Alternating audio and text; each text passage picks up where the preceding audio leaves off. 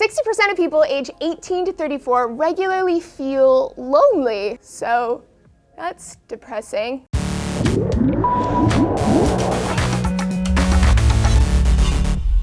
Hey everyone, Laci Green here for DNews. Loneliness feels bad, man. That lack of connection with people, like you don't really belong anywhere. Maybe you don't have enough people you can trust or talk to. Loneliness can make you feel empty or invisible. It can be brought on by big life events, and it can set in real good when we no longer feel like we're contributing to something, like we're not a part of a community. The death of a loved one, quitting or changing jobs, moving somewhere new, even growing up and realizing that the world is ice cold. For me, finishing school kind of thrust me into loneliness. Suddenly everyone was moving away and starting their lives, and you hit the real world and suddenly you feel much smaller. I think our modern ways of living aren't exactly people-friendly. More people are living alone now, people are working longer and longer hours, they're working remotely, they're traveling far and wide for jobs. People are using social media more to connect, and folks argue back and forth, is it good, is it bad, is it bringing us together, tearing us apart? And hey, everyone has a different experience. Personally, I find it's good and bad. It's good to keep up with friends when we're apart. It's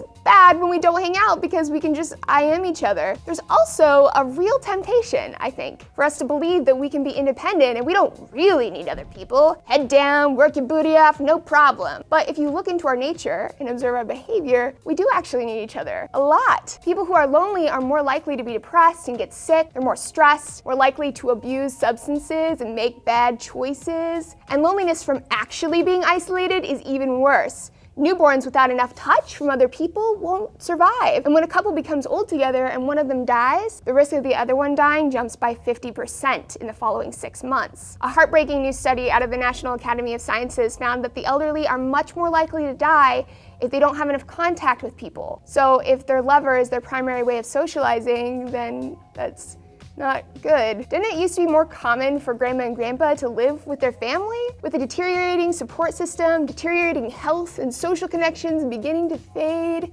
it's no wonder that loneliness is pegged as the silent killer of the elderly. Guys, I think I need a hug. Oh, Anthony.